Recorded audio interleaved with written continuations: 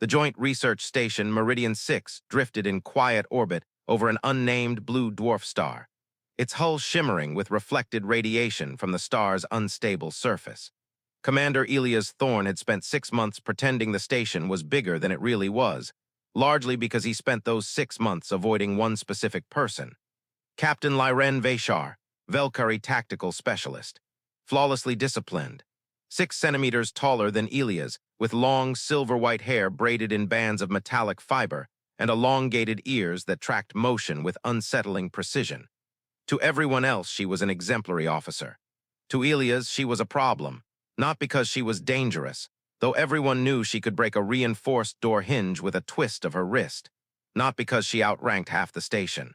Not because she radiated that quiet, alien stillness Velcari were infamous for. But because every time she walked into a room, he became aware of her with the same certainty the station became aware of a hull breach. Instantly, involuntarily, and with a level of focus that had no place in a professional environment. So he avoided her. He took alternate corridors, rescheduled meetings, sat on the opposite end of the briefing hall. Never ever let himself be the last one in a room with her. It didn't work. Velcari's senses were too sharp. Their ears didn't just track sound, they tracked intention. Every micro-hesitation, every shift in weight, every change of direction. And Lyrenne Vey'Shaar was one of the best tactical readers in her faction, which meant she knew. Tonight, on the silent night cycle, Elias hid in the observation deck, the only place where the station's lights dimmed enough to simulate privacy. The star below pulsed in slow, violent waves.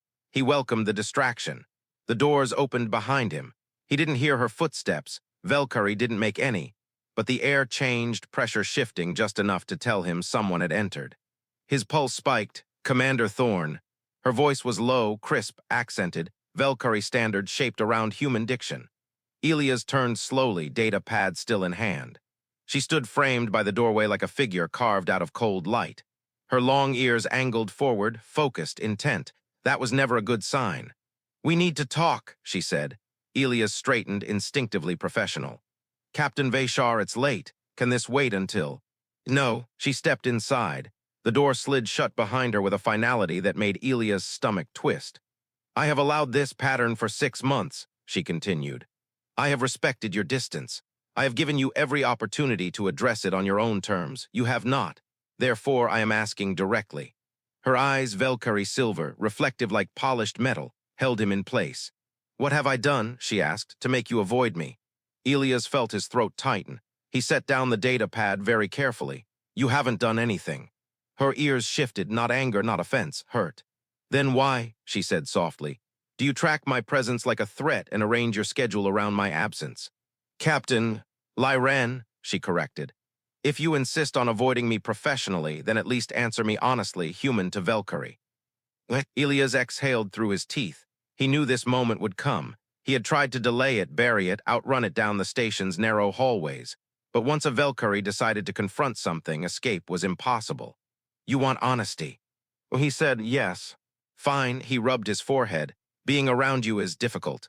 Lyrenne blinked once. "Difficult how?" Elias swallowed. "Difficult in the sense that I'm aware of your location every second we're in the same room.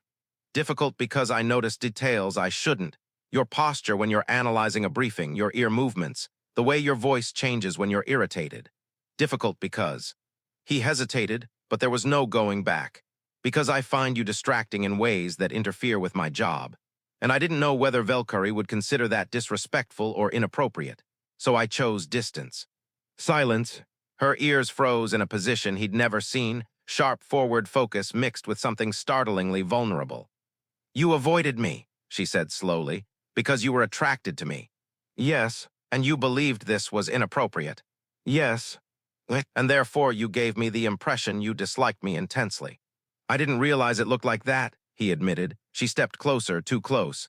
Elias' pulse kicked hard. "Commander Thorne," she said quietly, "for 5 months I attempted to initiate rapport. I adjusted schedules, requested your tactical input when unnecessary, approached you during meal cycles. All attempts were ignored." Elias' heart stopped. "You were trying." "Yes," a faint exhale. "Velcari courtship customs are direct. When interested, we approach. When reciprocated, we proceed. When rejected, we withdraw." She looked at him with piercing clarity. "You avoided me so consistently," she said, that I assumed your rejection was absolute. Elias dragged a hand down his face. This is an incredible miscommunication. Agreed. Another step, only a meter separated them now. So, she continued, now that the cause of your avoidance is known, what do you intend to do? Elias forced himself to breathe. I don't know, but I don't want to avoid you anymore. Lyrenne's ears shifted, a soft forward sweep, the Velcari equivalent of approval. Good, she said, then with unsettling calm, because tomorrow we are being reassigned to a joint tactical response team. You and I will be working in close proximity for the next 3 months. Avoidance is no longer an option. Elias stared at her. Of course. Of course that's how the universe would repay him for trying to stay professional. The next morning began earlier than Elias preferred, and significantly earlier than his nerves could appreciate. Meridian 6's tactical briefing chamber hummed with low conversation as personnel filtered in, preparing for the new joint response rotation. Velcari officers stood with their usual composure, silent, statuesque, impossible to read unless you knew how to interpret micro-movements of their ears. Elias did know, unfortunately. He entered the room, datapad in hand, posture perfectly neutral, attempting to project the calm authority expected of a human commander. And then he saw her. Captain Lyrenne Vey'Shaar stood at the central console, reviewing orbital hazard maps with 3 Velcari sub-officers. Her hair was pulled into a high combat braid, silver catching in the overhead panels like reflected starlight. Her ears shifted precisely as she listened to her team, analytical, engaged, sharply focused. She didn't look at him. Not at first. Velcari never moved without intention. But a moment later her ears angled toward the entrance, registering his presence before her eyes followed. When she finally glanced up, her expression remained as calm as a frozen lake.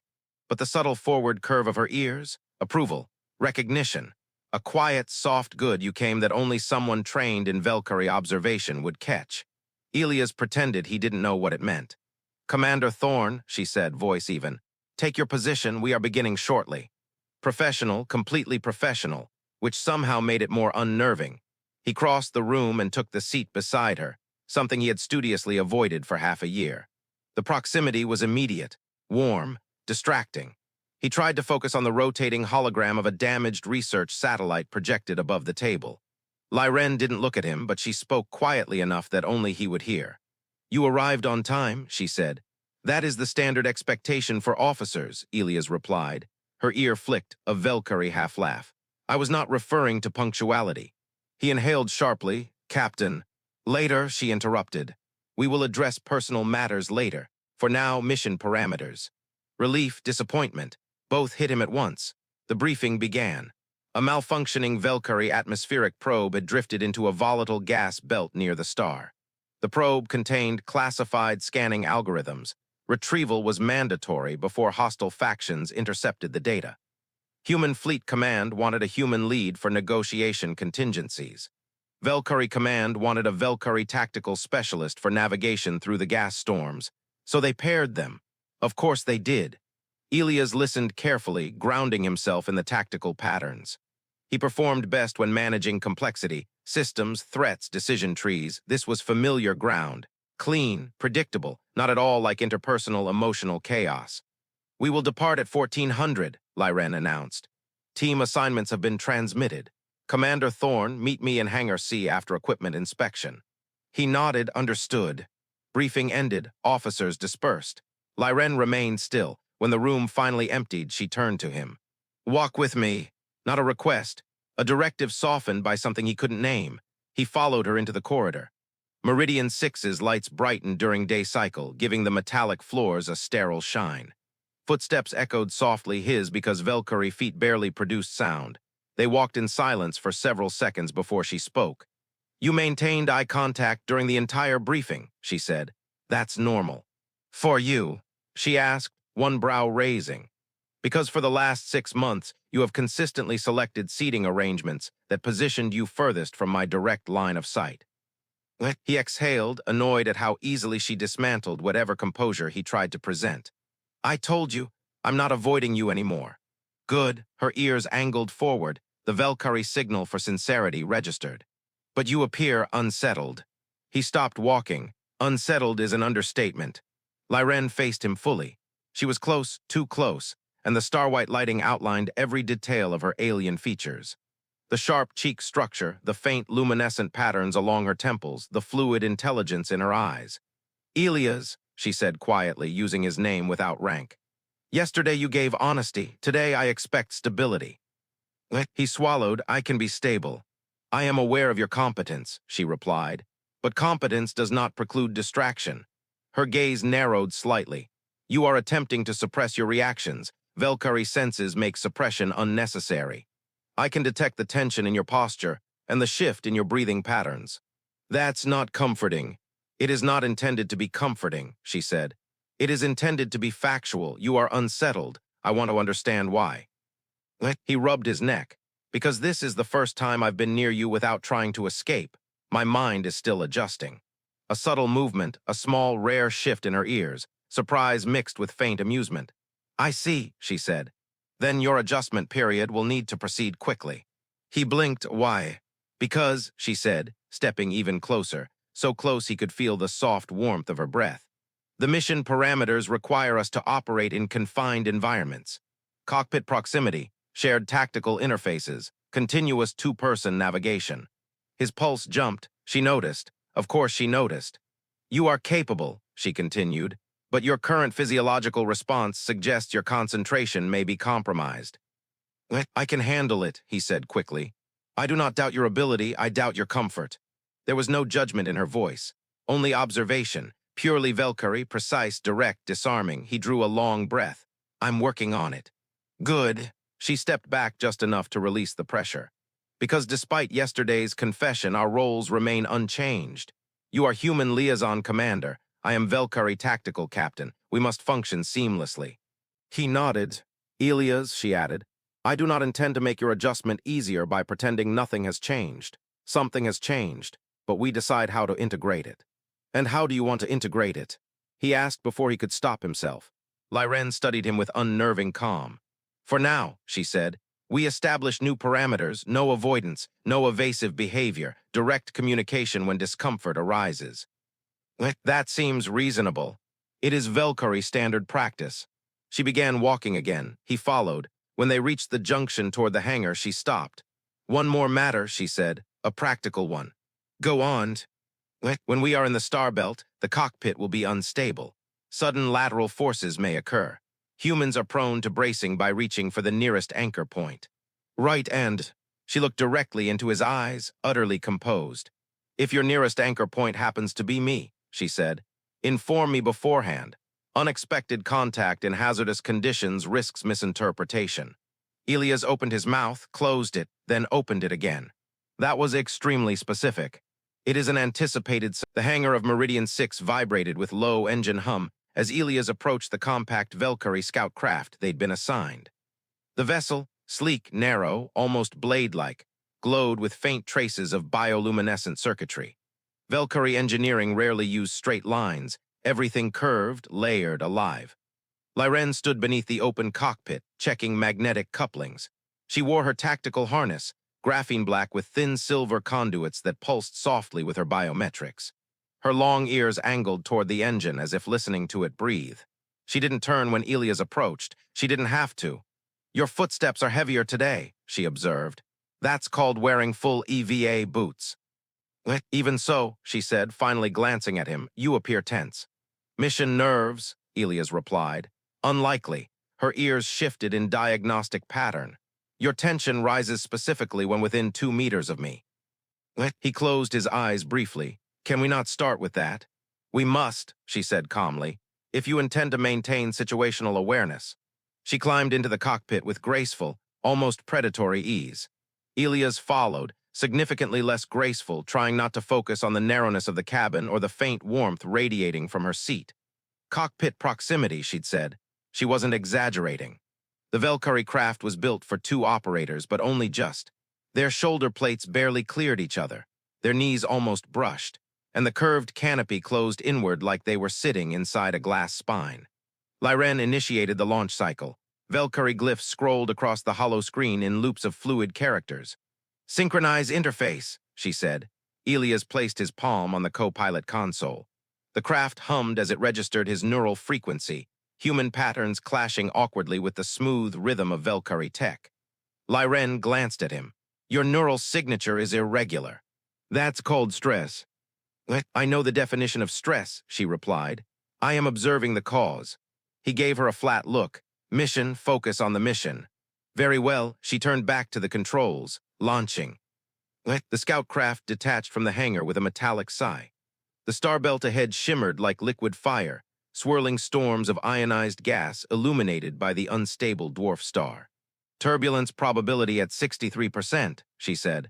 Prepare for lateral force shifts. Elias gripped the stabilizer rails. I've flown through worse.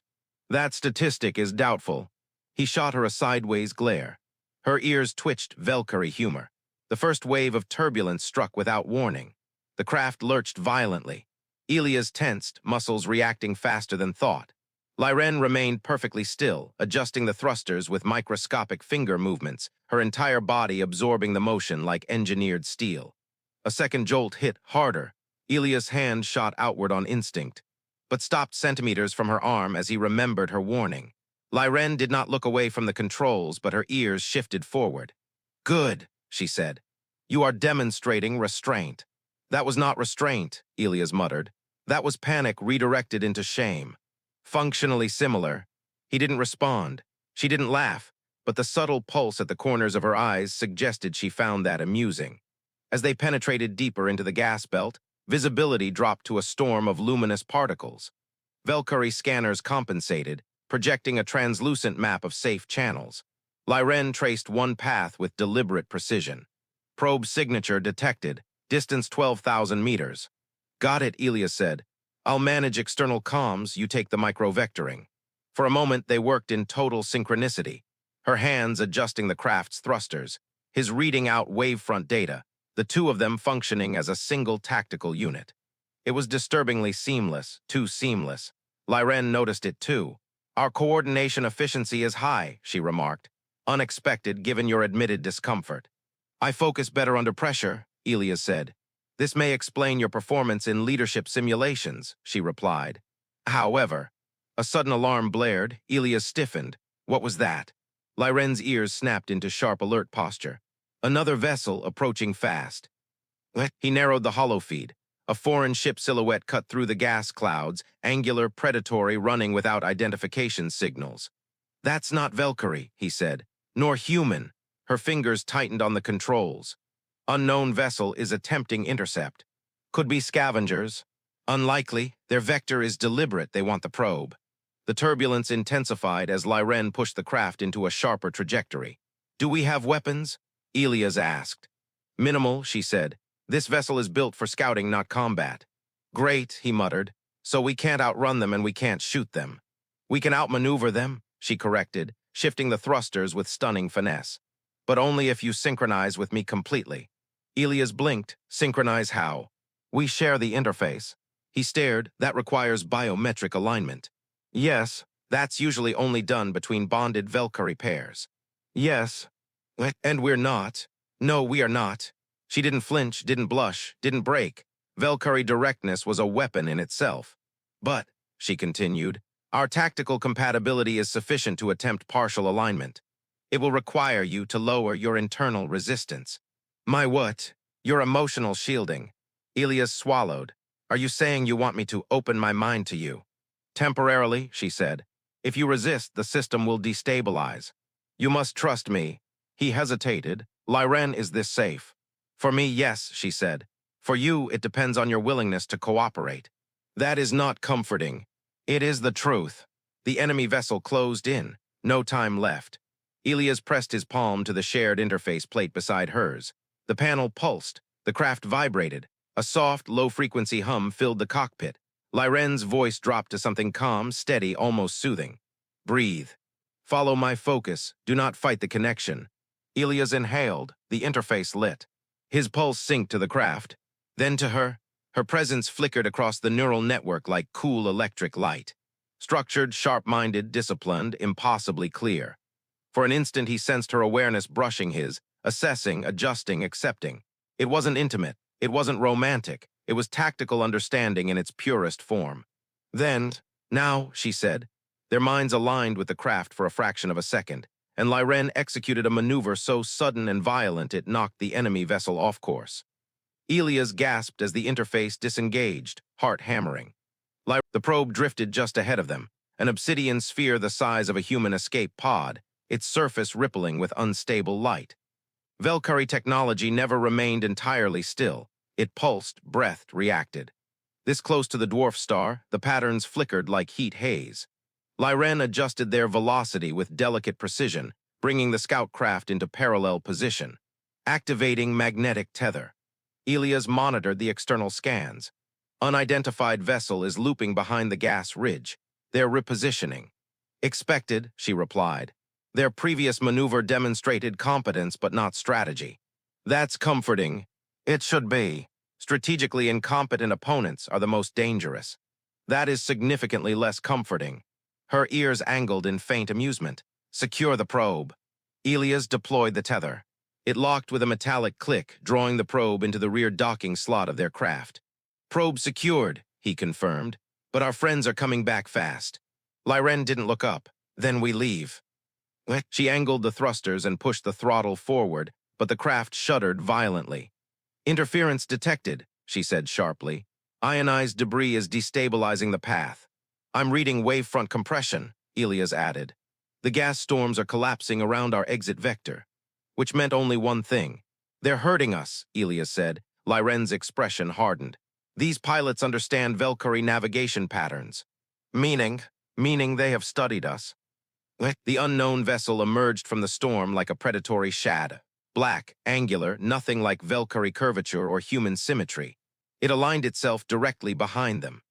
They're charging a grappler, Elias warned. If they anchor us, we're stuck.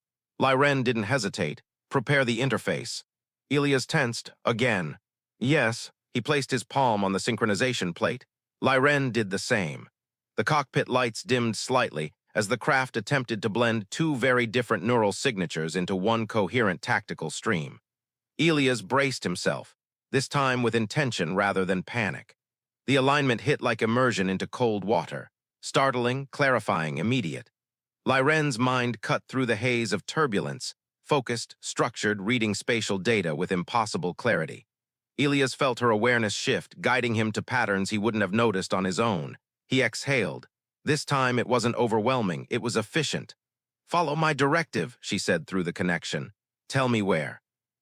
40 degrees starboard. He adjusted the secondary thrusters. Their combined neural signals translated into fluid movement. No hesitation, no conflict. A perfect blend of human adaptability and Velcari precision. Enemy vessel accelerating, Elias reported. They expect us to flee. We're not. No, a sharp pulse of intent crossed the interface. We are going through the collapsing ridge. Elias blinked. Through the Lyrenne, that's suicide. Not if timed perfectly. Define perfectly. We must slip through the wavefront compression within a 0.7-second window. That's impossible. Not with you assisting. So now you trust me with life-or-death calculations. Her answer came without hesitation. Yes. The ridge ahead churned like a living storm, gas folding onto itself in luminous spirals. Elias watched the readings spike. Window opening in 3 seconds, she said. Hold course. He tightened his grip on the stability bar. Lyrenne, if the timing is off. It will not be. Her certainty hit him through the interface like a solid force. He swallowed. Then I'm with you. The cockpit vibrated violently as they approached the ridge. Wavefront alarms blared. Turbulence hammered them from all angles. Lyrenne's mind sharpened. Elias followed. 2 seconds, she said. 1. Now. The craft shot forward like a blade slicing through water. The compression wave collapsed just behind them, exploding into a blinding surge of light that would have crushed the hull if they'd been a heartbeat slower. Elias felt the shockwave rumble through the craft, but they were already through, out of the ridge, back into relatively stable gas fields. The enemy vessel wasn't so fortunate. The wavefront slammed into it with force. Its silhouette spun, destabilized, dropping into a spiral it couldn't immediately correct. They're still operational, Elias said, reading the damage profiles, but disoriented. It is enough, Lyrenne replied, disengaging the interface. The hum faded. Her breath came slightly faster, a rare sign of strain. We returned to Meridian 6. Elias leaned back, heart pounding. You knew that would work. Yes. You say that with alarming confidence. I say it with accuracy. Her ears angled in his direction. You adapt quickly and efficiently. Elias tried not to react to the praise. Velcari compliments were rare, especially from a captain known for precision. They set course back to the station. As the turbulence eased, Elias ran a diagnostic on the probe. The data streams flickered irregularly. Lyrenne, he said slowly, there's something wrong with this probe. Her ears sharpened. Define wrong. It's encrypted, but not with standard Velcari protocols. She frowned. Impossible, our probes use. I know, he said, which means someone tampered with it before we arrived. Lyrenne turned fully toward him. You are certain? Positive. She exhaled, deep, controlled, troubled. Then the unknown vessel was not merely scavenging. They knew the probe contained altered data. Elias' voice dropped, meaning someone wanted us to retrieve it. Or wanted to intercept it after we did, she added. The realization settled over them like a shadow. This wasn't an accident, it wasn't a random ambush, it was strategy. Meridian 6's docking bay greeted them with its usual metallic echo, but something in the air felt different, tight, expectant. Human technicians rushed toward the scout craft, while Velcari security officers took sharp positions along the perimeter. Two command teams mobilizing at the same time was never a good sign. Elias felt a familiar sinking sensation. Great. Not even a minute back and we're already being interrogated. Lyrenne didn't seem bothered. She glanced at him only long enough to say, maintain protocol. I always maintain protocol.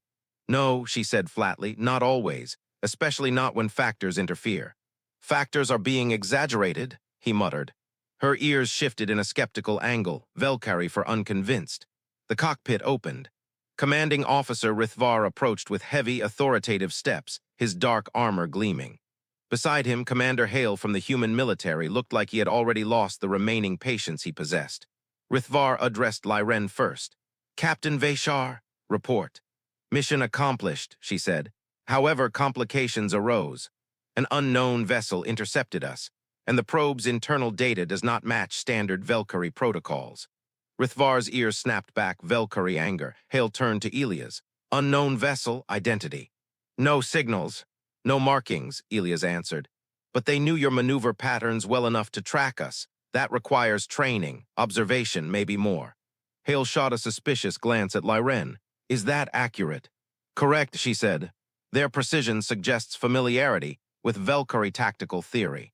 The two command officers exchanged a look that said, without words, this is bad. Vey'Shaar cut in sharply. The probe will be isolated immediately. Absolutely no network integration. Hale added, both of you interrogation chamber 1, now. Elias sighed internally. Fantastic. I just wanted coffee. The hybrid interrogation room was neither fully human nor fully Velcari. Smooth organic curves fused with hard human steel, the walls hummed faintly with mixed sensor arrays. Lyrenne stood perfectly straight on one side. Elias stood opposite her. The door locked. Hale spoke first. Thorne, explain this. Biometric synchronization listed in the flight report. Elias glanced sideways at Lyrenne. She did not look away. It was a neural interface alignment, Elias said. Short-term, tactical necessity. Hale stared. Isn't that the Velcari bond technique? The one reserved for? Yes, Elias said.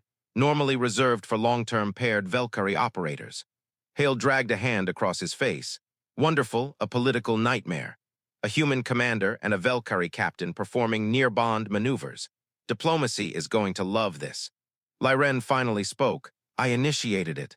Vey'Shaar rounded on her. That authority was not granted. Lyrenne held his gaze without flinching. Situational necessity. Commander Thorne's adaptive neural pattern was compatible. Failure to align would have had fatal outcome potential. Hale turned to Elias. Is that true? Yes, Elias said. We wouldn't have made it out. Hale exhaled. Fine, at least you didn't kill each other. Lyrenne's expression didn't move, but Elias noticed the faintest forward shift of her ears, Velcari for acknowledged satisfaction. Vey'Shaar slammed a hand on the table. Now explain the altered probe. How was our technology compromised?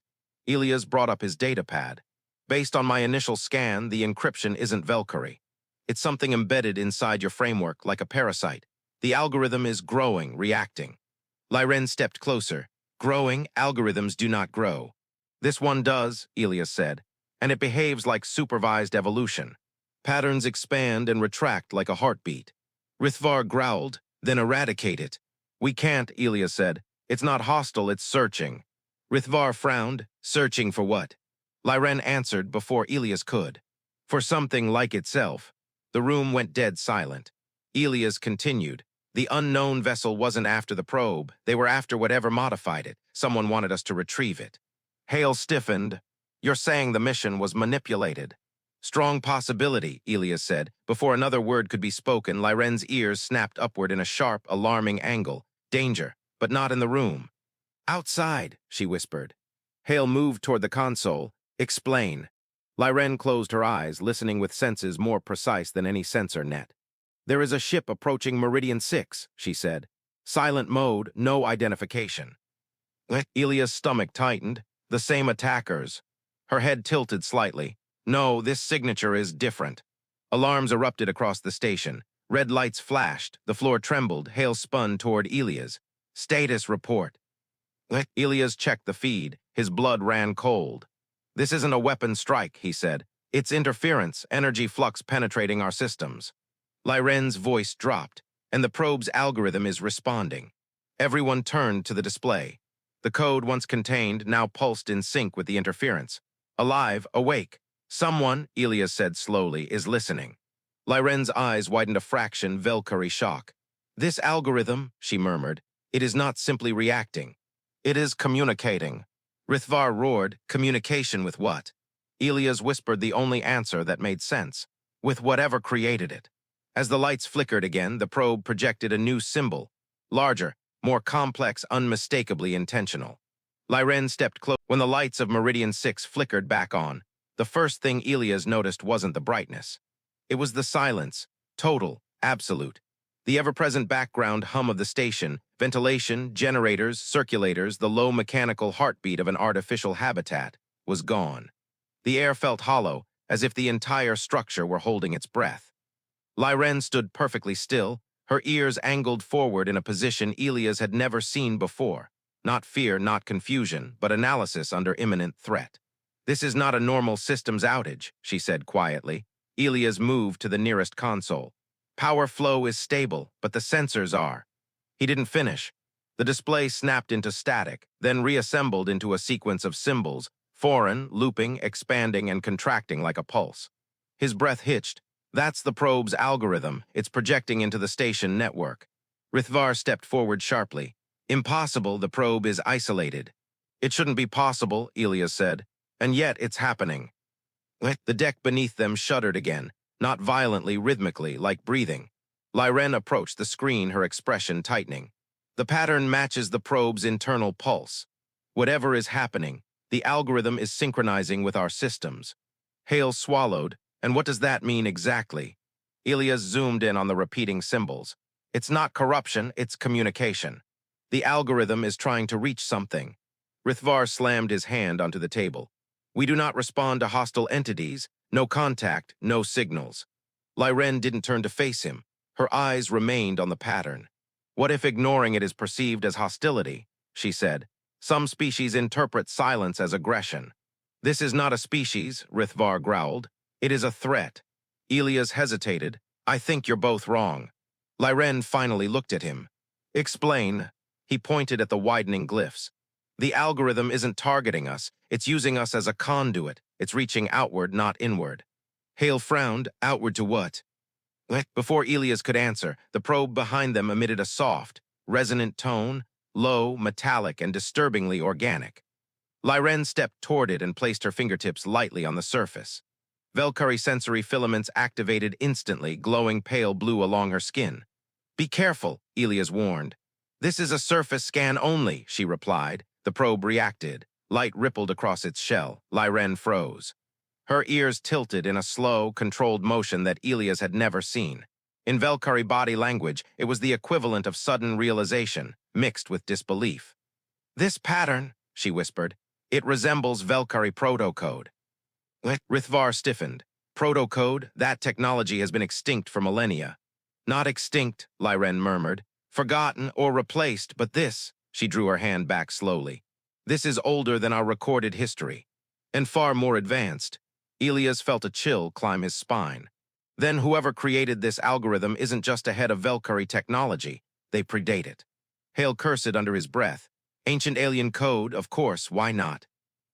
Before anyone could form a plan, the station lights dimmed again, then flared as every terminal displayed the same symbol the probe had shown, now fully formed, bright, demanding.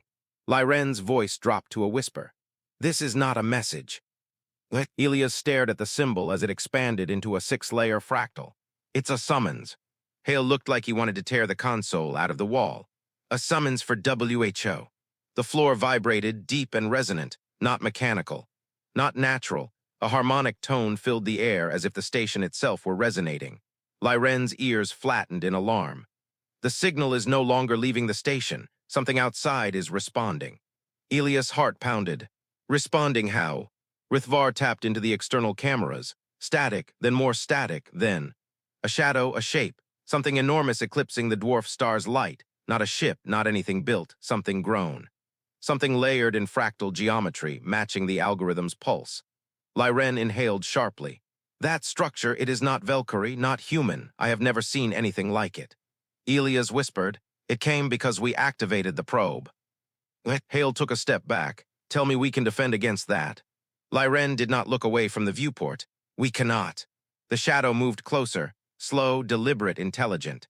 The station trembled a third time, a long, low vibration that traveled through metal, circuitry, bone. Lyrenne turned to Elias, voice steady but low. This is no longer a retrieval mission. This is first contact with something older than either of our civilizations. Elias swallowed, and we triggered it. No, she said, meeting his eyes. It has been waiting. Rithvar's voice cracked through the room. Raise shields, signal all wings. Prepare for evacuation. But Lyrenne didn't move, her ears angled sharply forward. They are trying to communicate. Elias stared at the shifting symbol on the screen. With us, he asked. No, she replied. Her gaze shifted upward toward the massive shape eclipsing the star. With whatever we